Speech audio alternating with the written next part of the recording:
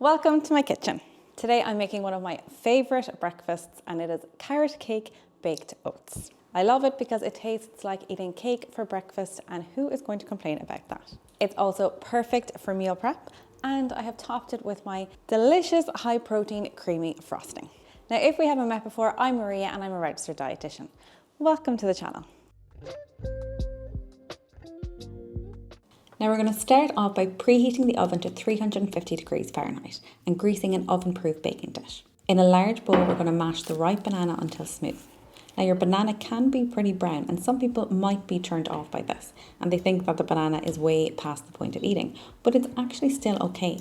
And the browner the banana, the sweeter the banana. So I love letting them get super brown like this for baking because it just adds that extra sweetness. Then we're going to add the eggs. I used 2 eggs in this recipe, and these help provide structure and bind all of the ingredients together into that cake-like consistency.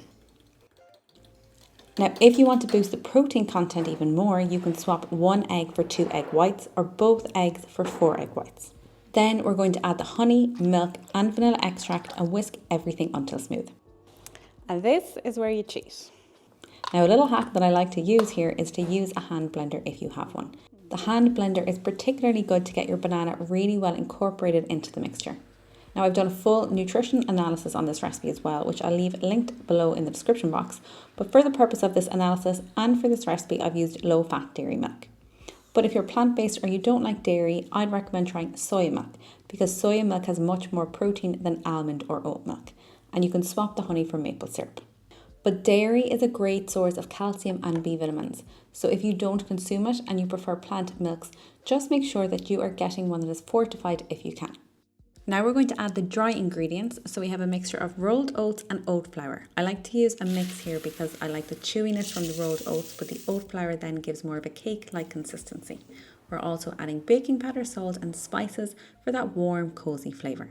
Now remember, you can buy oat flour at the grocery store or you can make it yourself. All you have to do is throw some rolled oats into a blender and then just blend it all up until it's broken down and you have a nice, light, fluffy flour. Now, oat flour is great because it's naturally higher in both protein and fibre than a traditional wheat flour, and it's naturally gluten-free. But if you have a gluten sensitivity or an intolerance, make sure to buy a brand that is certified gluten-free to avoid any risk of cross-contamination. And I'm going to pause here and say that if you're enjoying this recipe so far, I would recommend following me over on Instagram where I post even more recipe content. Fold in the shredded carrots and then any other optional add-ins that you want to use. Mix everything really well and pour it evenly into the baking dish. You want to bake it for about 25 to 30 minutes or until the top begins to turn a nice golden brown colour and a toothpick inserted into the centre of the oats comes out clean. And now into the oven it goes. So now we're going to move on to making the high protein creamy frosting. So we're going to start with Greek yogurt. My all-time favourite Greek yogurt is the Phage, and I like the 2%. I just find the 0% is a little bit too bland. We all need a little bit of fat in our lives. We're also going to add some cream cheese, vanilla extract and honey to sweeten. Now you can adjust the honey up or down depending on how sweet you want it to be. And I used a hand blender here again for that ultimate creamy texture. Then once you have removed the baked oats from the oven, let them cool for a little bit before adding the frosting. Oh, that smells so good. You can also freeze these baked oats if you're not going to eat them over the next few days. And if you choose to do this, I would avoid adding the frosting until the day you're going to be eating them. Now, I hope you enjoy this recipe.